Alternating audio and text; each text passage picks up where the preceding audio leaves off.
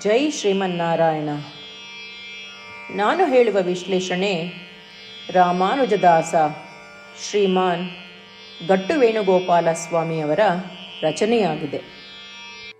18ನೇ ಅಧ್ಯಾಯ ಮೋಕ್ಷ ಸನ್ಯಾಸ ಯೋಗ 29ನೇ ಶ್ಲೋಕ.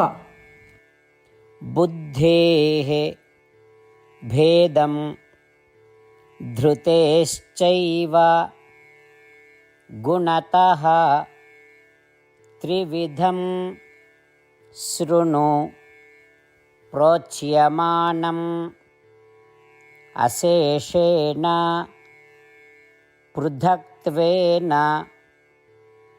ಧನಂಜಯ. ಓಂ. ಗೀತಾಚಾರ್ಯ ಶ್ರೀಕೃಷ್ಣ ಪರಮಾತ್ಮ ಅರ್ಜುನನೊಂದಿಗೆ ನಮ್ಮೆಲ್ಲರಿಗೂ ಮೋಕ್ಷ ಸನ್ಯಾಸ ಯೋಗವನ್ನು ಕಲಿಸುತ್ತಿದ್ದಾನೆ. ಪರಮಾತ್ಮ ಹೇಳುತ್ತಿದ್ದಾನೆ, ಅರ್ಜುನ, ಈಗ ನಾನು ನಿನಗೆ 3 ವಿಧದ ಬುದ್ಧಿ ಮತ್ತು ಧೃತಿ ಅಂದರೆ ಸ್ಥೈರ್ಯ, 3 ಗುಣಗಳ ಪ್ರಕಾರ ಹೇಳಲು ಹೊರಟಿದ್ದೇನೆ. ಬುದ್ಧಿ ಎಂದರೆ ಚೆನ್ನಾಗಿ ಯೋಚಿಸಿ ನಿರ್ಧಾರ ತೆಗೆದುಕೊಳ್ಳಲು, ಸರಿತಪ್ಪುಗಳ ತಾರತಮ್ಯ, ನಿರ್ಣಯಕ್ಕೆ ಬೇಕಾದ ಜ್ಞಾನ. ಎಷ್ಟೇ ಅಡೆತಡೆಗಳು ಬಂದರೂ ಆರಂಭಿಸಿದ ಕೆಲಸವನ್ನು ಬಿಡದ ದೃಢ ಸಂಕಲ್ಪ ಅಥವಾ ದೃಢ ಮನಸ್ಸು ಧೃತಿ. ಇದಲ್ಲದೆ ಬುದ್ಧಿ ಮತ್ತು ಧೃತಿ ಎರಡೂ 3 ವಿಧಗಳಾಗಿವೆ. 3 ಗುಣಗಳ ಪ್ರಕಾರ: ಸತ್ವಗುಣ, ರಜೋಗುಣ ಮತ್ತು ತಮೋಗುಣ. ಹೀಗೆ ಹೇಳುವ ಮೂಲಕ ಶ್ರೀಕೃಷ್ಣ ಪರಮಾತ್ಮನು ಸಾತ್ವಿಕ ಬುದ್ಧಿ, ರಾಜಸಿಕ ಬುದ್ಧಿ, ತಾಮಸಿಕ ಬುದ್ಧಿ ಮತ್ತು ಸಾತ್ವಿಕ ಧೃತಿ, ರಾಜಸಿಕ ಧೃತಿ ಮತ್ತು ತಾಮಸಿಕ ಧೃತಿ ಎಂಬ 3 ಪ್ರಕಾರದ ಬುದ್ಧಿಗಳನ್ನು ಹೇಳಲು ಸಿದ್ಧನಾಗಿದ್ದಾನೆ. ಶ್ರೀಕೃಷ್ಣ ಪರಮಾತ್ಮನ ಉಪದೇಶವನ್ನು ಗಮನದಲ್ಲಿಟ್ಟುಕೊಂಡು ಪರಮಾತ್ಮ ಹೇಳಲಿರುವ ತ್ರಿವಿಧ ಬುದ್ಧಿ, ತ್ರಿವಿಧ ಧೃತಿಗಳನ್ನು ಕೇಳಲು ಸಿದ್ಧರಾಗುತ್ತಾ ನಾವು ಶ್ರೀಮನ್ನಾರಾಯಣನ ಸೇವೆಯಾಗಿ ಎಲ್ಲವನ್ನೂ ಮಾಡೋಣ. ಶ್ರೀಮನ್ನಾರಾಯಣನನ್ನು ಪಡೆಯುವುದೇ ನಮ್ಮ ಜೀವನದ ಗುರಿಯಾಗಿಸಿ ಶ್ರೀಮನ್ನಾರಾಯಣನನ್ನು ಮಾತ್ರ ಆಶ್ರಯಿಸಿ ನಾವೆಲ್ಲರೂ ಶ್ರೀಕೃಷ್ಣ ಪರಮಾತ್ಮನ ಮಾತುಗಳನ್ನು ಶ್ಲೋಕದ ರೂಪದಲ್ಲಿ ಹಾಗೆಯೇ ಪುನರಾವರ್ತಿಸೋಣ. ಬುದ್ಧೇರ್ಭೇದಂ ಧೃತೇಶ್ಚೈವ ಗುಣತಃ ತ್ರಿವಿಧಂ ಶೃಣು ಪ್ರೋಚ್ಯಮಾನಮಶೇಷೇಣ ಪೃಥಕ್ತ್ವೇನ ಧನಂಜಯ. ಗೀತೆಯ ಸತ್ವ ಮತ್ತು 8 ಭಾಷೆಗಳು. ಶ್ರೀಕೃಷ್ಣ ಪರಮಾತ್ಮ ಉಪದೇಶಿಸಿರುವ ಶ್ರೀಮದ್ ಭಗವದ್ಗೀತೆಯ ಪೂರ್ಣಸತ್ವ. ಅಧ್ಯಾಯ 18, 65ರಿಂದ 70 ಶ್ಲೋಕಗಳಲ್ಲಿ 8 ಕಾರ್ಯಗಳನ್ನು ಮಾಡಬೇಕಾಗಿದೆ. ಶ್ರೀಕೃಷ್ಣ ಹೇಳುತ್ತಾನೆ, ಈ 8 ಕಾರ್ಯಗಳನ್ನು ಯಾರು ಅನುಸರಿಸುತ್ತಾರೋ ಅವರನ್ನು ನಾನು ಪ್ರೀತಿಸುತ್ತೇನೆ. ನಾನು ಆ ಭಕ್ತರನ್ನು ಎಲ್ಲ ವಿಧದ ಮಾರ್ಗಗಳಲ್ಲೂ ಸಂರಕ್ಷಿಸುತ್ತೇನೆ. ಶ್ರೀಕೃಷ್ಣ ಪರಮಾತ್ಮ ಉಪದೇಶಿಸಿದ ಭಗವದ್ಗೀತೆಯನ್ನು ಪೂರ್ಣ ಕೇಳಿಸಿಕೊಂಡ ನಂತರ ಅರ್ಜುನ ಹೇಳುತ್ತಾನೆ, ಕರಿಷ್ಯೆ ವಚನಂ ತವ. ಇದರ ಅರ್ಥ, ಕೃಷ್ಣ, ನಾನು ನೀನು ಹೇಳುವ ರೀತಿಯೇ ಮಾಡುವೆ. ಇದೇ ಕಾರಣದಿಂದ ಶ್ರೀಕೃಷ್ಣ ಅರ್ಜುನನಿಗೆ ಎಲ್ಲ ವಿಧದ ಯಶಸ್ಸು ಮತ್ತು ವಿಜಯಗಳನ್ನು ಪ್ರದಾನ ಮಾಡಿದ. ನಾವು ಈ 8 ಕರ್ಮಗಳನ್ನು ಮಾಡುತ್ತೇವೆ ಎಂದು ಪರಮಾತ್ಮನಿಗೆ ನಮ್ಮ ಪ್ರತಿಜ್ಞೆಯನ್ನು ಮಾಡೋಣ. ಶ್ರೀಕೃಷ್ಣ ಪರಮಾತ್ಮನಿಗೆ ವಚನ ಕೊಡುವುದಕ್ಕಿಂತ ಯಾವ ಪೂಜೆ, ತಪಸ್ಸು ಅಥವಾ ಯಜ್ಞ ದೊಡ್ಡದಿಲ್ಲ. ನಾವು ಮಾಡಬೇಕಾಗಿರುವ ಈ 8 ಪ್ರತಿಜ್ಞೆಗಳನ್ನು ನಾನು ಹೇಳುವೆ. ನೀವೆಲ್ಲರೂ ದಯವಿಟ್ಟು ಮನಸ್ಸು ಮತ್ತು ಹೃದಯದಿಂದ ಯೋಚಿಸಿ. ಈ ರೀತಿ ಶ್ರೀಕೃಷ್ಣನಿಗೆ ವಚನ ಕೊಡುವುದರಿಂದ ನಾವೆಲ್ಲರೂ ಸಂತೋಷದಿಂದ ಪ್ರಕಾಶಿಸುತ್ತಿರುವ ಶ್ರೀಕೃಷ್ಣನ ಮುಖವನ್ನು ದೃಶ್ಯಕರಿಸೋಣ ಮತ್ತು ಆನಂದವನ್ನು ಅನುಭವಿಸೋಣ. ಜೈ ಶ್ರೀಮನ್ನಾರಾಯಣ. ಇವುಗಳೇ ನಮ್ಮ 8 ಪ್ರತಿಜ್ಞೆಗಳು.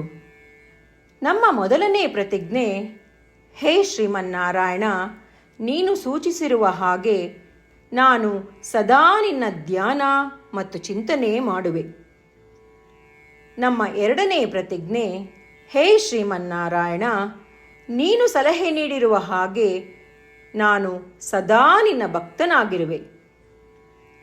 ನಮ್ಮ ಮೂರನೇ ಪ್ರತಿಜ್ಞೆ, ಹೇ ಶ್ರೀಮನ್ನಾರಾಯಣ, ನಾನು ನನ್ನ ಎಲ್ಲ ಕರ್ಮಗಳನ್ನು ನಿನ್ನ ಸೇವೆ ಮತ್ತು ನಿನ್ನ ಸಂತುಷ್ಟಿಗಾಗಿ ಮಾಡುವೆ.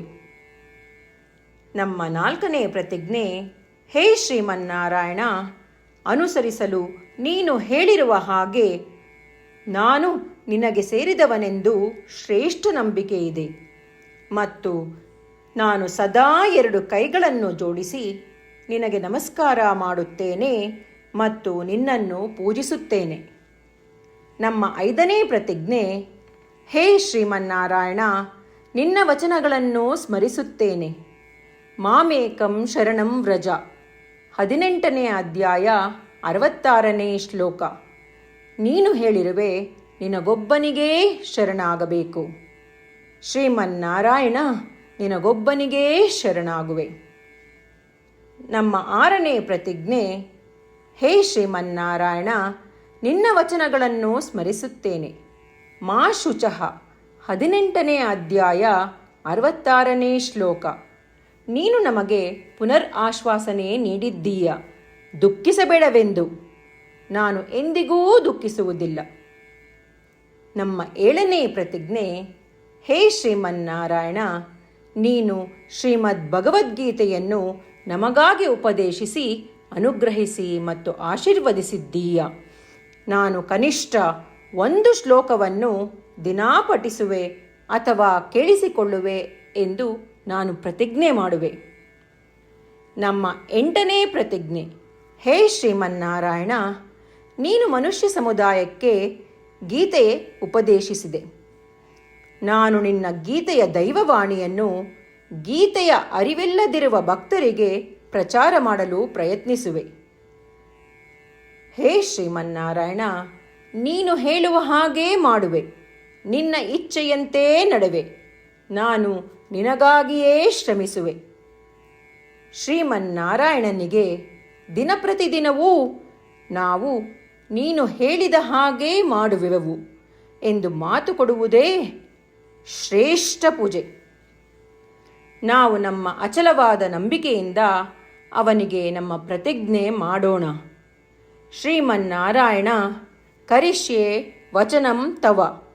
ಶ್ರೀಮನ್ನಾರಾಯಣ, ನೀನು ನುಡಿದಿರುವ ಹಾಗೇ ನಡೆವೆ. ಸರ್ವಂ ಶ್ರೀಕೃಷ್ಣಾರ್ಪಣಮಸ್ತು.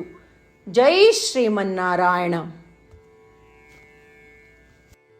ಬುದ್ಧೇಃ ಭೇದಂ ಧೃತೇಶ್ಚೈವ ಗುಣತಃ ತ್ರಿವಿಧಂ ಶೃಣು ಪ್ರೋಚ್ಯಮಾನಂ ಅಶೇಷೇಣ ಪೃಥಕ್ತ್ವೇನ ಧನಂಜಯ. ಓಂ ಬುದ್ಧೇರ್ಭೇದಂ ಧೃತೇಶ್ಚೈವ ಗುಣತಃ ತ್ರಿವಿಧಂ ಶೃಣು ಪ್ರೋಚ್ಯಮಾನಮಶೇಷೇಣ ಪೃಥಕ್ತ್ವೇನ ಧನಂಜಯ.